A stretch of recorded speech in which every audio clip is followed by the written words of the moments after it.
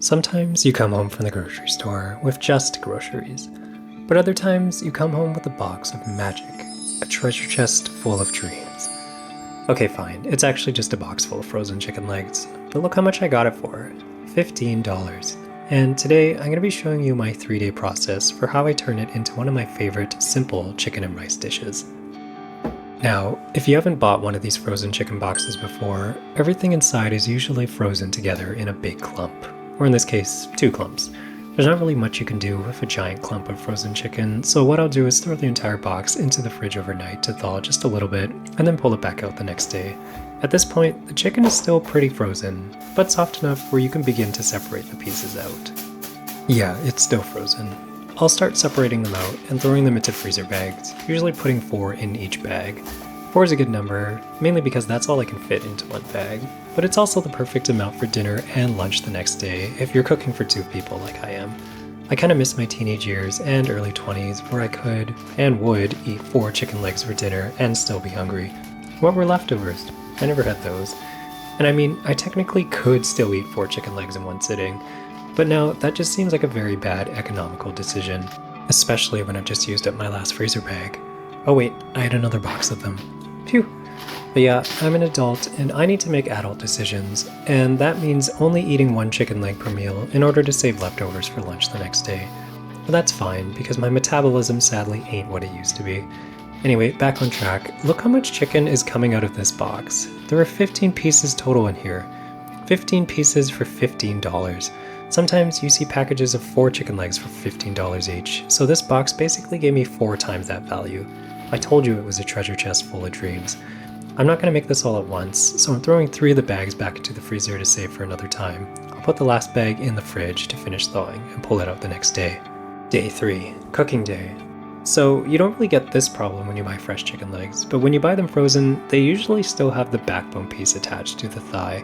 This piece makes your chicken eating experience much less pleasant, so I definitely recommend removing it beforehand, which I'll show you how to do right now.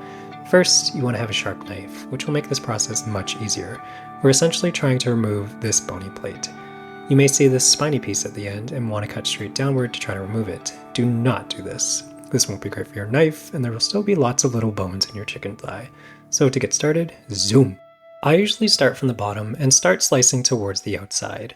Think of this backbone piece as a flat, triangular-shaped plate that's pressed up diagonally to the bottom edge of the thigh and attached via the hip joint. You don't want to cut through the plate. You want to slice around it, with the end goal of removing it as one clean piece. You shouldn't need to force anything, just a bunch of light, delicate slices should work.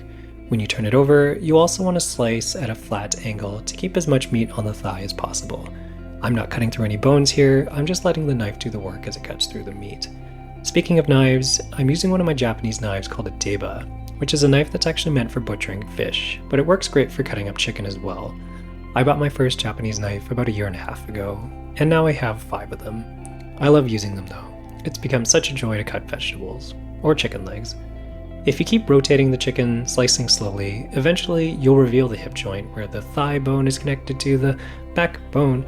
Once you reach the joint, you should be able to easily slice through that with your knife. And boom, you've removed the backbone piece. Funny story, about 1 year ago, before I started this channel, I posted a video on YouTube about how to do this exact thing. How to remove the backbone piece from a chicken thigh.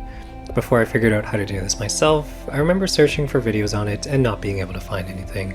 There were lots of videos showing how to separate the thigh from the drumstick, which basically involved doing the same thing, finding and then slicing cleanly through the joint, but not many videos showing how to remove the annoying backbone piece, so I made one myself. I took that video down though before I started this channel, but I guess chicken is in my destiny and fate has brought me back here. So yeah, if you didn't know how to do this before, now you know how to remove the backbone piece from a chicken thigh. And now that your thighs are basically ready to go, you want to, oh hey babe, you want to salt them. I think one of the biggest and most impactful cooking lessons I've learned over the past year or two has definitely been the importance of salting your meat in advance. This makes a subtle but noticeable difference when it comes to enhancing the overall flavor of the meat. Here, I'm salting my chicken on both sides and then throwing it into the fridge for a few hours. And I'll do the same thing for any meat that I'm planning to cook on any night. If you want to be fancy, you could also use these chicken backbone pieces and turn them into a chicken stock. And fancy is what I'm going to be today, starting by throwing a carrot, a few stalks of celery, and an onion into a medium-sized pot. Actually, before adding the chicken, one thing I'll do first is cut away some of the excess skin that's still attached.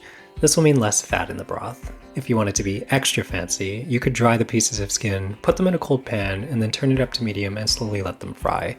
This will yield these fried chicken skin chips that are absolutely delicious.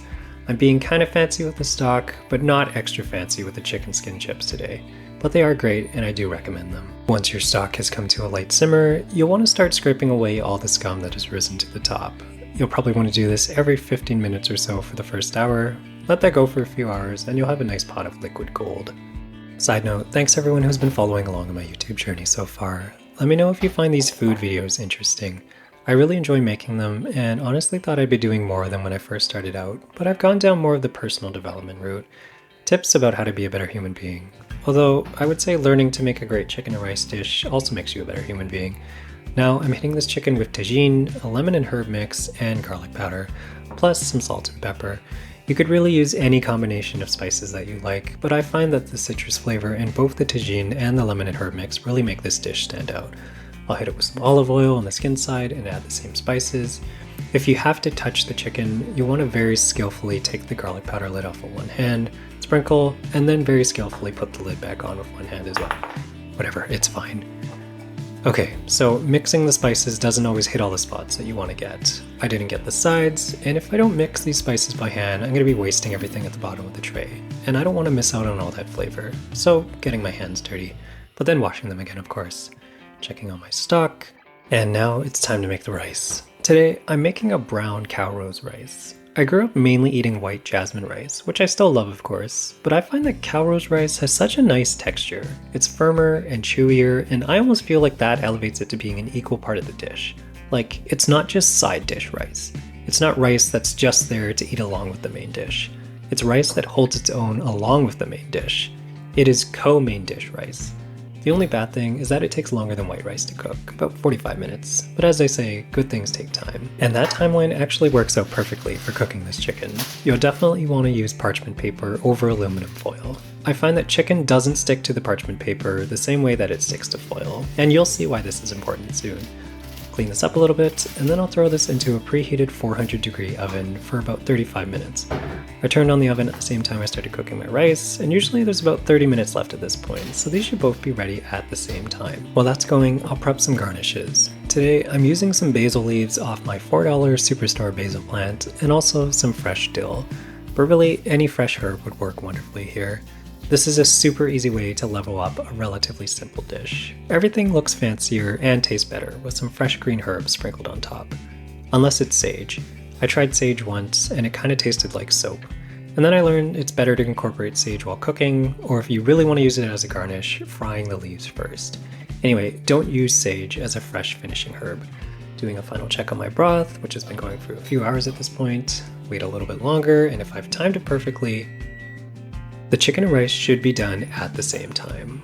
I think that's one thing I'm always proud of myself for getting if I do it right. Timing it so that everything finishes cooking around the same time. It makes me feel like I've multitasked successfully.